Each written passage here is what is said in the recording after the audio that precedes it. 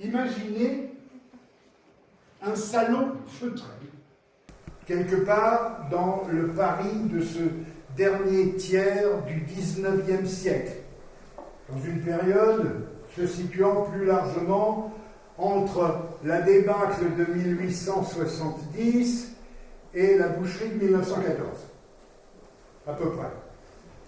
Dans le halo tamisé des lampes à pétrole, en plein cœur de la capitale incontestée des arts, de merveilleux compositeurs créent la musique française de leur époque. Autour du piano, Gounod, Saint-Saëns, Fauré, Duparc, Debussy, Messager, Offenbach ou encore Erik Satie. Certains s'y sont appréciés, aimés, d'autres cordialement détestés. Nous sommes dans le salon feutré de Pauline Viardot.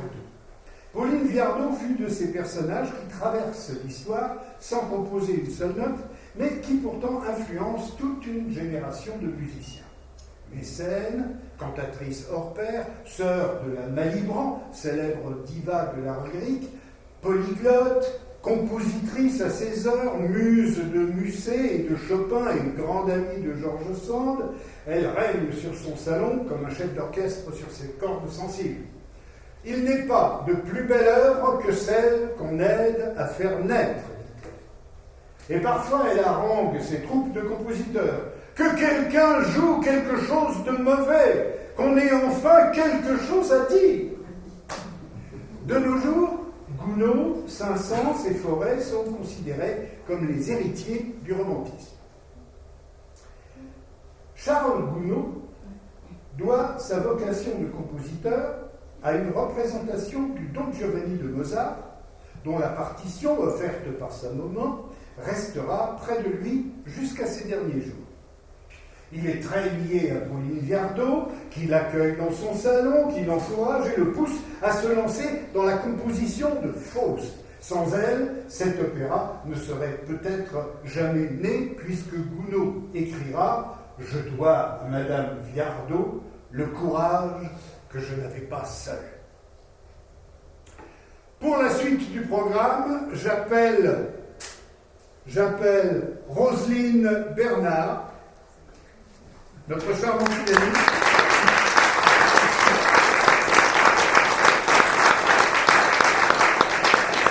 Pierre-Paul Zeyer,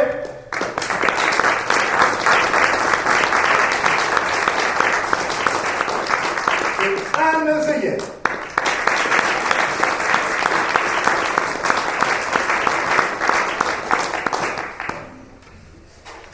De Charles Gounod, sur une poésie de Lamartine, nous entendrons Le Soir, suivi d'un extrait de l'opéra Philémon et Baucis, Que les jours heureux.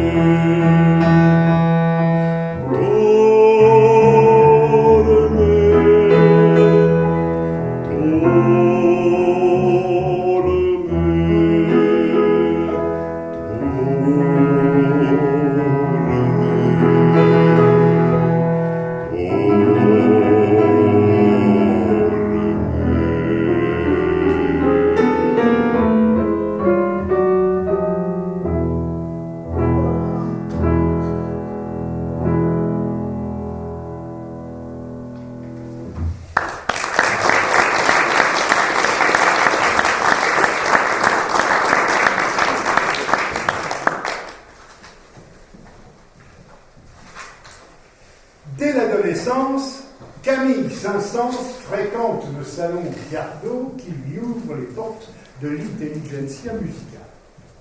Le petit Camille a eu tout de l'enfant surdoué. Pianiste aux facilités extraordinaires, mémoire musicale phénoménale, à 5 ans il compose, à 11 ans il donne son premier concert à Pleyel. Franz Liszt et Hector Berlioz sont émerveillés par les dons de Saint-Saëns. Plus tard, il sera le professeur de Gabriel Fauré et d'André Messager. Fervent défenseur de l'art français contre l'ogre allemand, c'est grâce à lui que seront jouées les musiques de Maurice Ravel ou de Claude Debussy.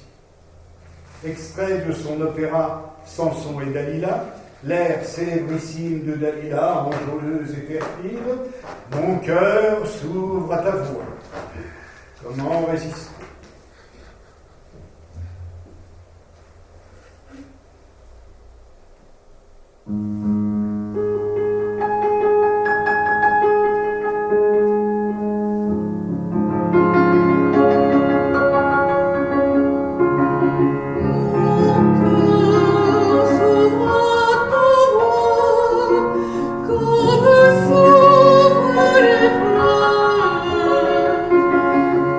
Baiser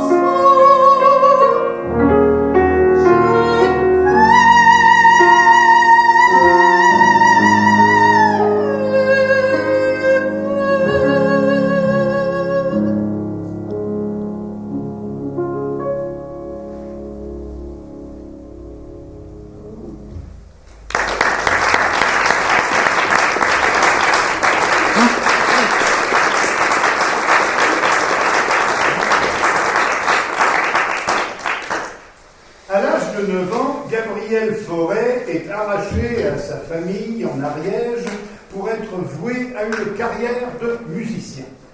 Il est l'élève de Saint-Saëns, qui est de 10 ans son aîné, et qui deviendra son mentor, un véritable compagnon de route. Seule la mort les séparera après 60 ans d'amitié. Saint-Saëns reçoit chez lui tous les lundis le gratin de la musique française. Vincent d'Indy, Duparc, Lalo, Massenet, mais surtout pas Debussy. Grâce à lui, Fauré est introduit au salon Viardot, qu'il fréquentera assidûment. Dédié à la fille de Pauline Viardot, sur un poème de Sully Prudhomme, Au bord de l'eau.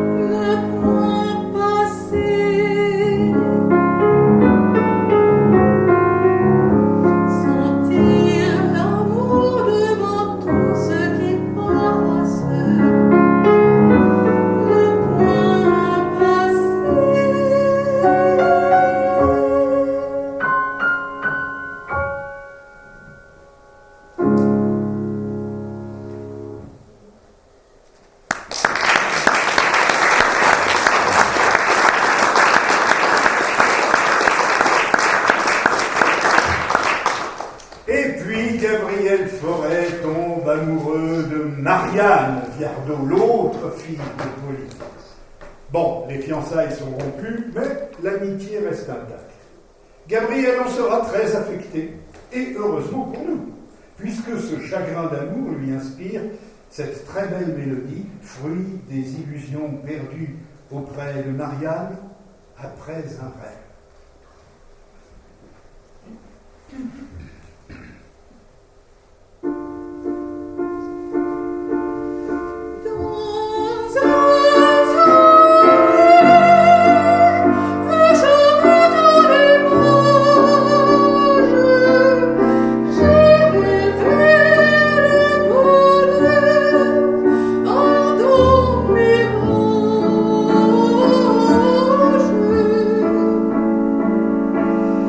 Tes yeux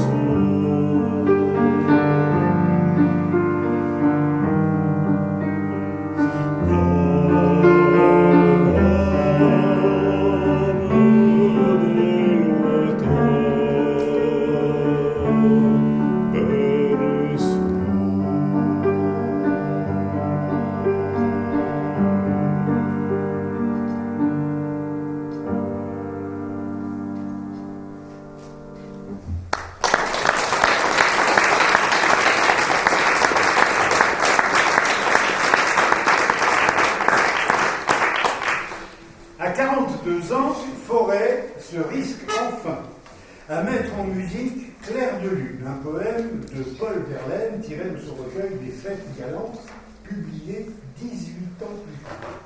Clair de Lune est pour beaucoup la quintessence de la mélodie française.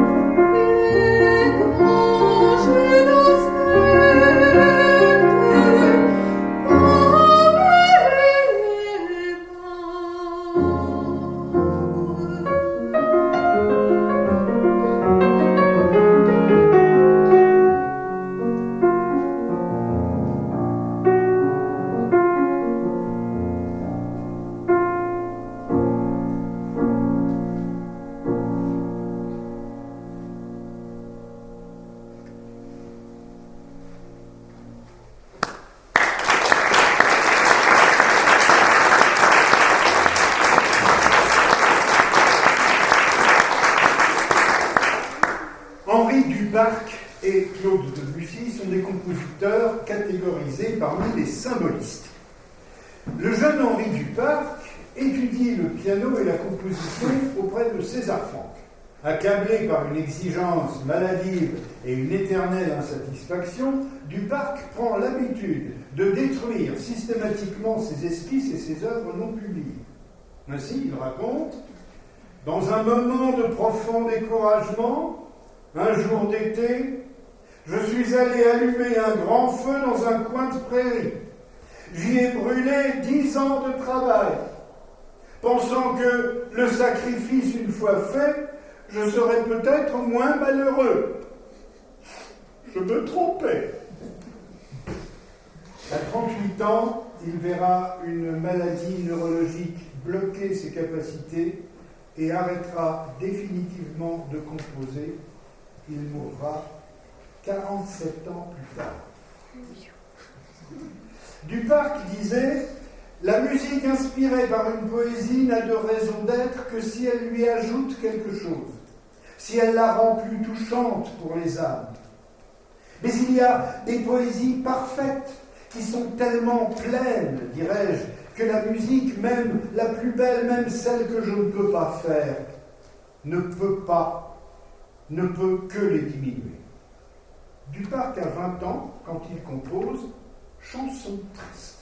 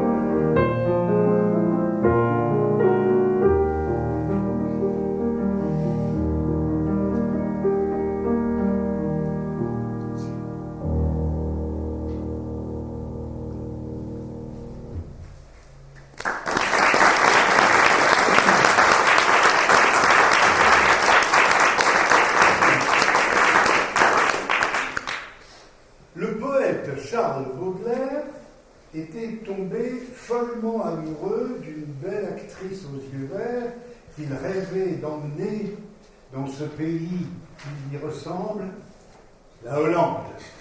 l'autre pays du fromage.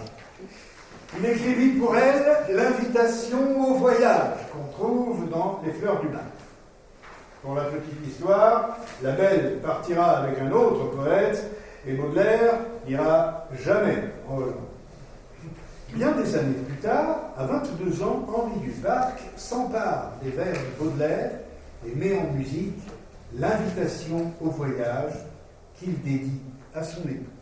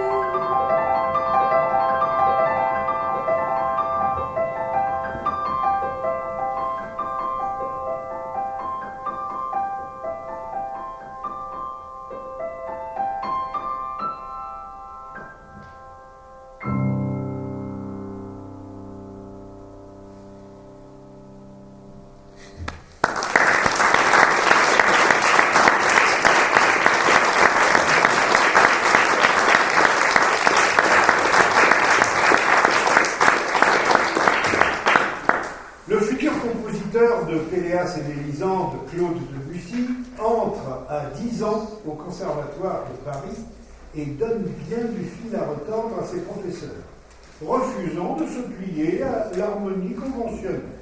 Il dira d'ailleurs plus tard « Je me trouve dans l'obligation d'inventer de nouvelles formes. » Rebelle, il passe chez Viardot, où il se frotte à Forêt, avec respect, et à Saint-Saëns, avec sarcasme. Il méprise Offenbach, ignore Dupas et s'ennuie ferme dès que la musique sonne trop académique. La musique, ce n'est pas faire cuire des œufs sur du contrepoint, déclare-t-il. Saint-Saëns disait de lui, ce n'est pas un musicien, c'est un petit chimiste de son. Debussy, quant à lui, le surnomme Camomille Saint-Saëns. Gounod, au contraire, l'encourage. Les deux hommes s'apprécient.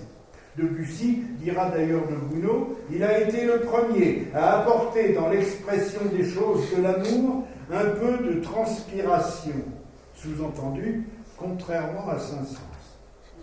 Forêt lui-même dira de Debussy, je reste rebelle à ces procédés, mais je n'en applaudis pas moins son œuvre, qui m'a donné en plus d'un endroit de véritables émotions que j'ai goûtées de tout mon cœur en complet abandon. Considéré comme le premier impressionniste de la musique française, il est l'un des compositeurs les plus influents de la fin du XIXe siècle. Troisième mouvement de la suite bergamasque pour piano de Claude Debussy, un autre clair de lune, un grand paysage debussiste qui constitue un digne pendant au clair de lune de Forêt, entendu tout à l'heure. Sa tendresse rêveuse, sa poésie évanescente annoncent l'écriture pianistique du compositeur.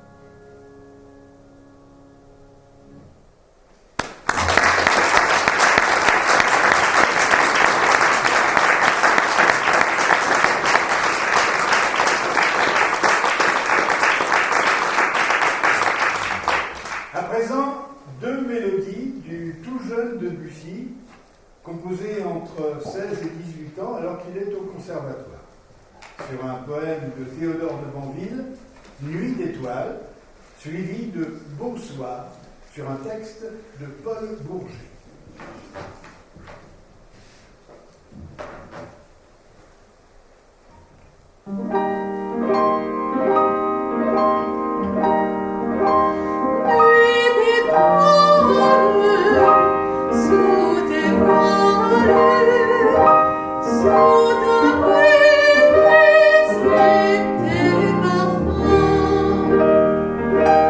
Triste livre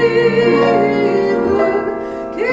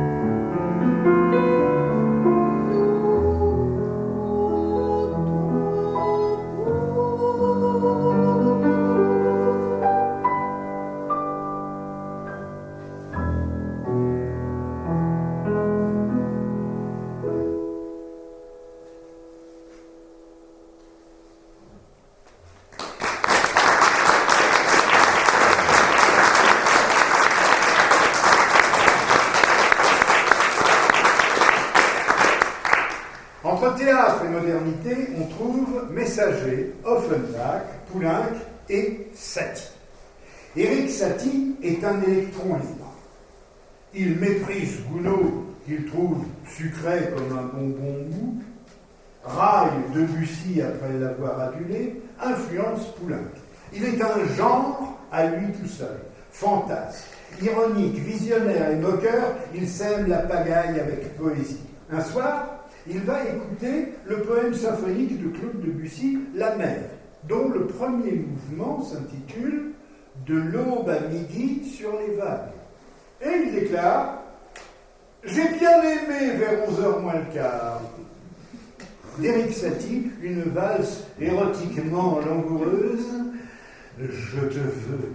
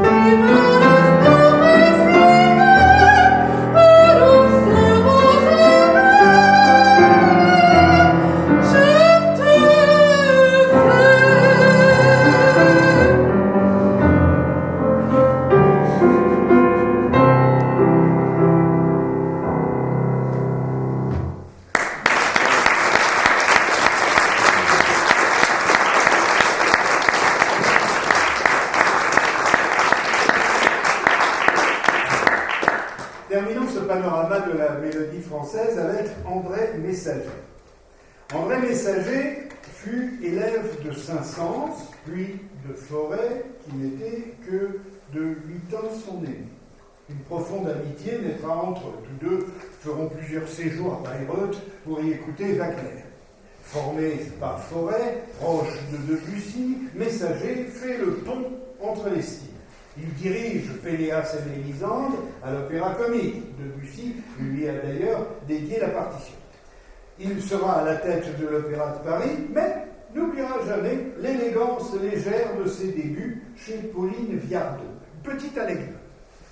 À la première de Péléas, Saint-Saëns, qui avait la haine tenace, est dans la salle et il déclare « Je suis resté pour dire du mal de Péléas ».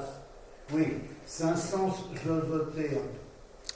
Messager a 70 ans quand il compose pour son ami Sacha Guitry la musique de l'opérette L'amour masqué, dont nous avons choisi l'air J'ai deux amants.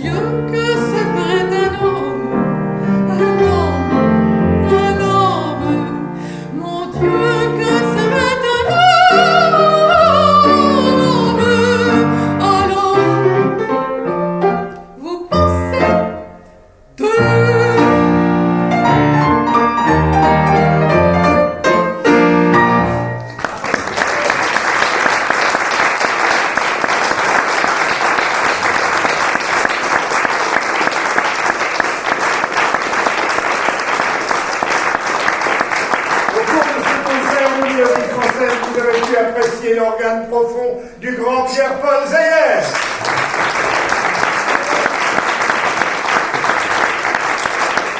Le peintre au charme et l'élégance de la belle Anne Zeyer, à qui on doit également la conception et l'écriture du spectacle.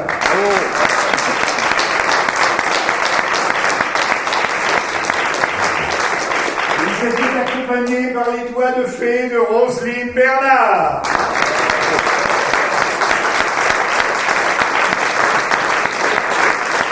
Texte, récitant et pianiste, Henri Muller.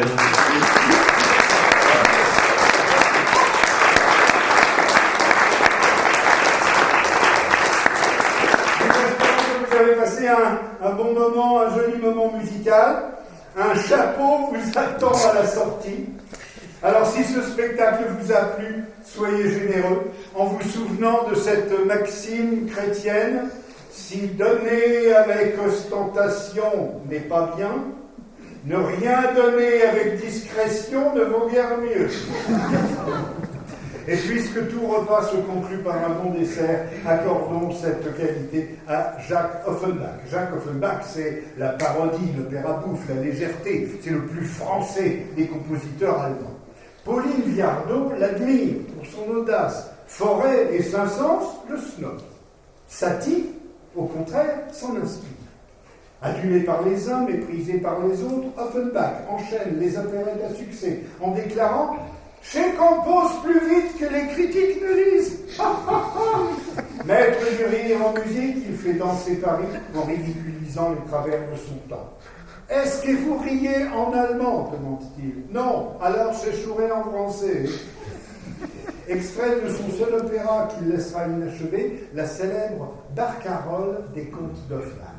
Et comme c'est l'ultime pièce musicale de ce programme, et qu'il n'y a pas plus jaloux et plus exclusif qu'un pianiste, surtout s'ils sont deux dans le même programme, Roselyne et moi allons accompagner cette barcarolle à 4 mains. Waouh!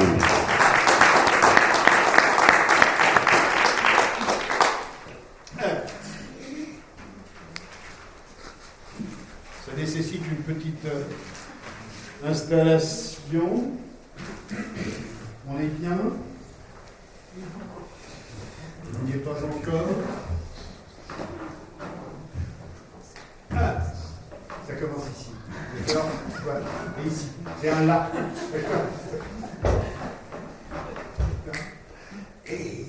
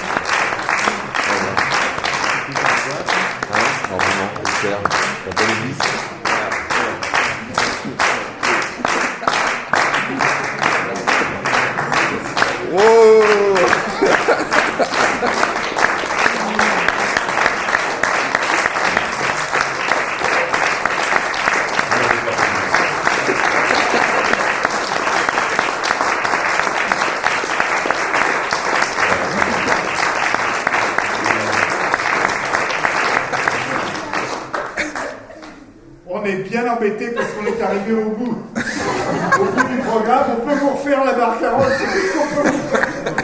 Est-ce que vous la voulez? Ouais. Dans ce cas-là.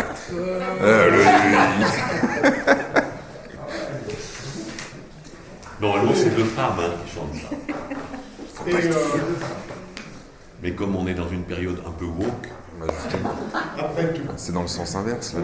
voilà, C'est pas logique. c'est le droit.